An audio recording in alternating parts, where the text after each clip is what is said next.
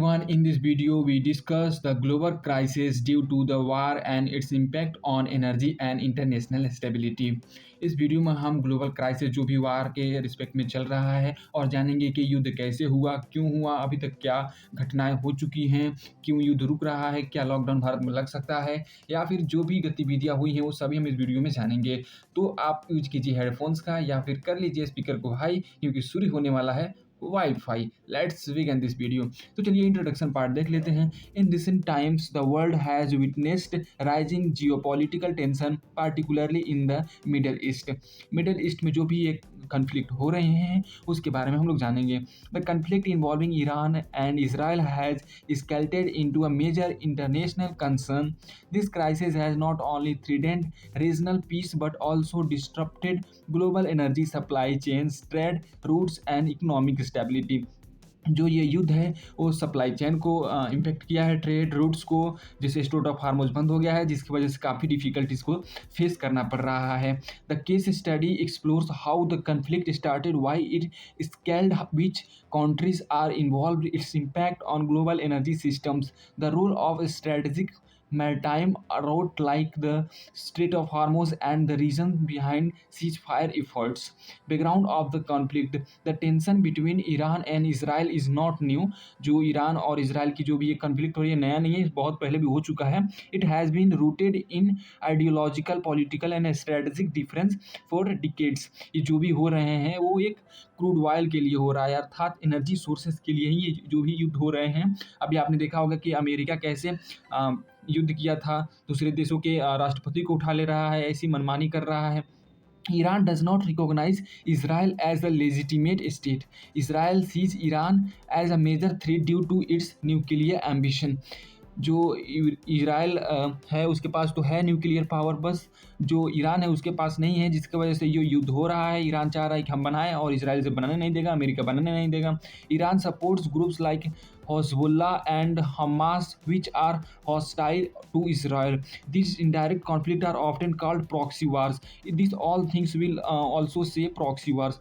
How the war started? अब हम जानेंगे कि जो युद्ध हुआ कैसे स्टार्ट हुआ। तो जो युद्ध स्टार्ट हुआ, the recent is calculation began due to a series of events: airstrike and counter-attack. Israel launched a strike targeting Iranian military bases in Syria. जो इसराइल है वो एयर स्ट्राइक लॉन्च किया ईरानियन मिलिट्री बेसिस में, जो कि Syria, वहाँ पे वो एयर स्ट्राइक लॉन्च किया जिसकी वजह से युद्ध हो रहा है। Retaliation by Iran. Iran responds to with missile and drone attack. Involvement of military groups.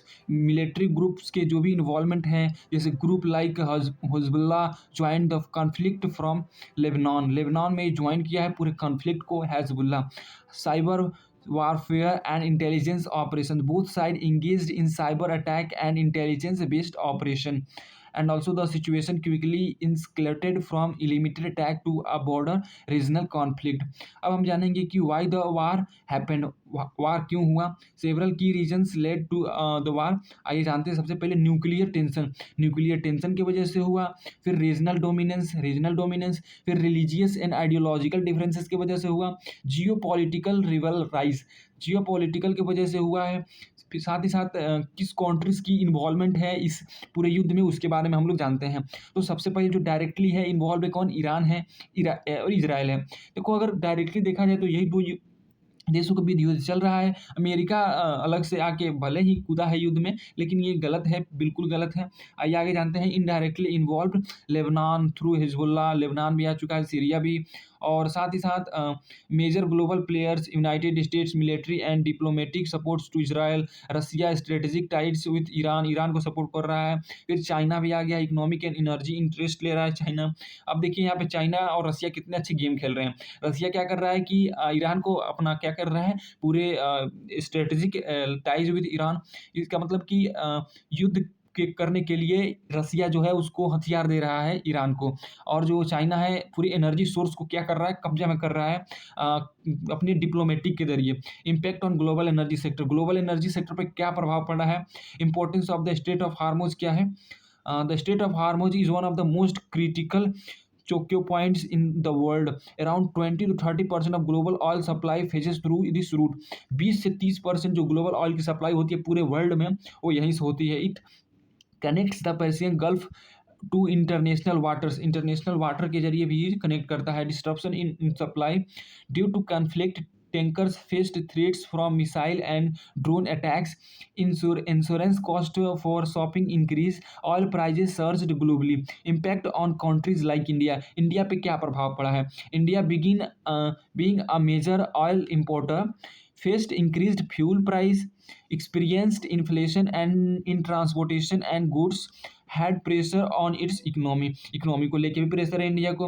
अब हम जानेंगे कि maritime routes and trade disruption क्या है। Most oil shipments from the Middle East pass through Persia Gulf, state of Hormuz, Arabian Sea, global markets. Any disruption in the route effect shipping industries, global trade, energy security. Current situation क्या है इसके बारे में हम लोग जानते हैं। As of now the conflict has not escalated into a full scale global war, however tension remain high, military force are still on alert, military force हमें हर एक देश की अलर्ट रह रही है। occasional attack continue in limited areas and the situation is described as controlled instability। Why ceasefire happen, ceasefire के बारे में भी हम जानेंगे। Ceasefire become necessary due to the several reason, global pressure बढ़ रहा है जिसकी वजह से सीज फायर हो गया। ग्लोबल प्रेशर बढ़ रहा है, इकोनॉमिक डैमेज हो गया, इकोनॉमिक डैमेज की वजह से रिस्क ऑफ वर्ल्ड वार होने की संभावना है। मुझे तो लग ही गया था, लेकिन कैसे कैसे करके सीज फायर हुआ है। फिर ह्यूमैनिटेरियन कंसर्न्स, फिर हम जानेंगे कि why mediated the ceasefire, who mediated the ceasefire, ceasefire was not due to one country alone involve. जो अभी सीज फायर हुआ है सिर्फ एक कंट्री की वजह से नहीं हुआ है, ये निगोशिएट हुआ है ईरान और इसराइल, अमेरिका और पाकिस्तान के कुछ जियो पॉलिटिकल वर्क हुआ है जिसकी वजह से ये सीज फायर हुआ है। Diplomatic pressure from United Nations and mediatory by neutral countries.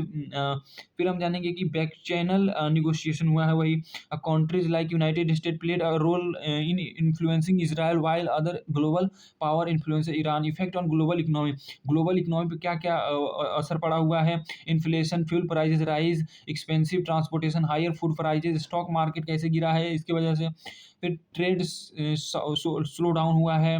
Impact on India, India पे क्या प्रभाव पड़ा है इसका। Increase fuel cost, pressure on imports bills, need to find alternative oil supplies, strategic balancing in foreign policy, India maintain a neutral stand and focused on diplomatic solution.